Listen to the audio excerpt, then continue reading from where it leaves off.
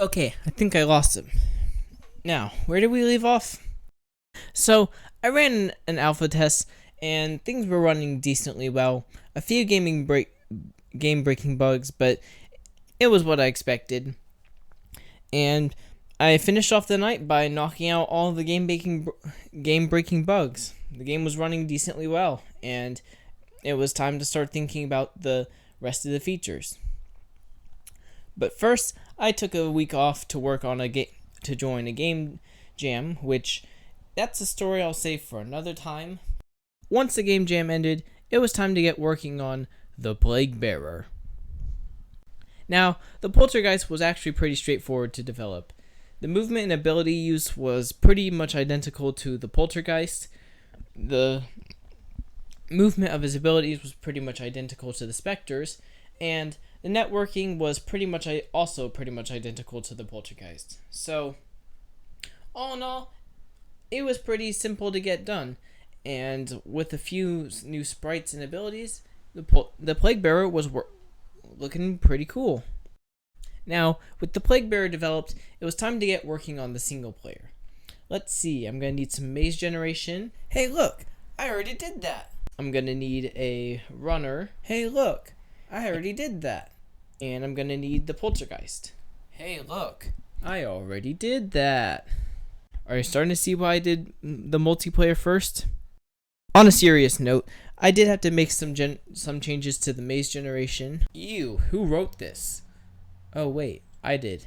I also needed to adjust the AI for the Poltergeist and Plague Bearer just so that it would work without input. But other than that, single player only took me like a couple hours to get working from start to finish.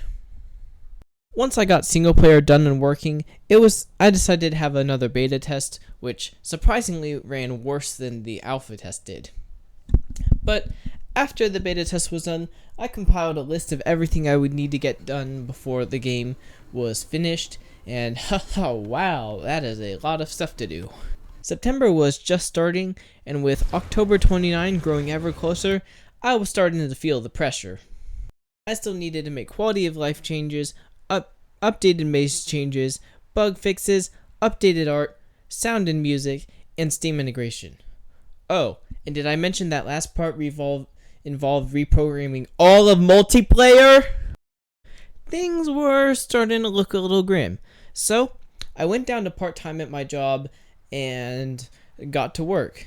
Around this time, I also sought out some musicians for sound and music for my game, and I'm glad I did because this music slaps.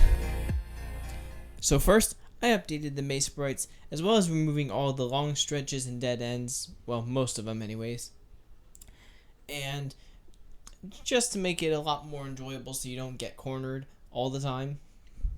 I tried to implement some shaders so you couldn't see over the walls, but it kind of shadowed all over my frames and also didn't really look that good. So I just decided to give up and go back to the old system with some minor changes. Ooh, pretty.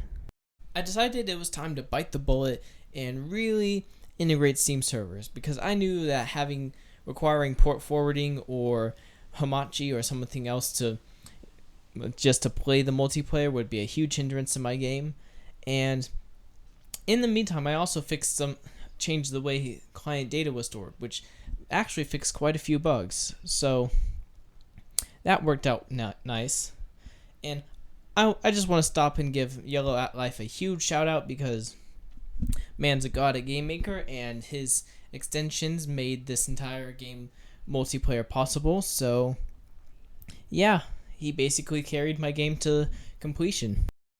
Once multiplayer was working again, I made a lot of visual updates and changes, including adding a mini-map as well, and then I implemented all the sound and music that I'd been receiving, and just in general, a whole lot of polish.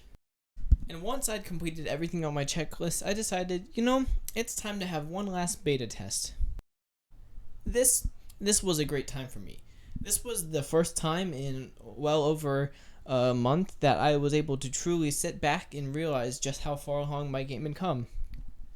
To put it in the words of my friend Cordops, after he had the first beta test, he was like, yeah, I don't think you're making your money back on this.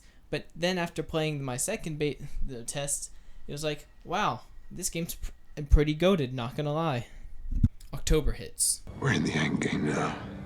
I drop the trailer and the Steam page, knock out the last few things I need to do before the game is ready to release, and I then make sure the game is ready with Steam, get all the get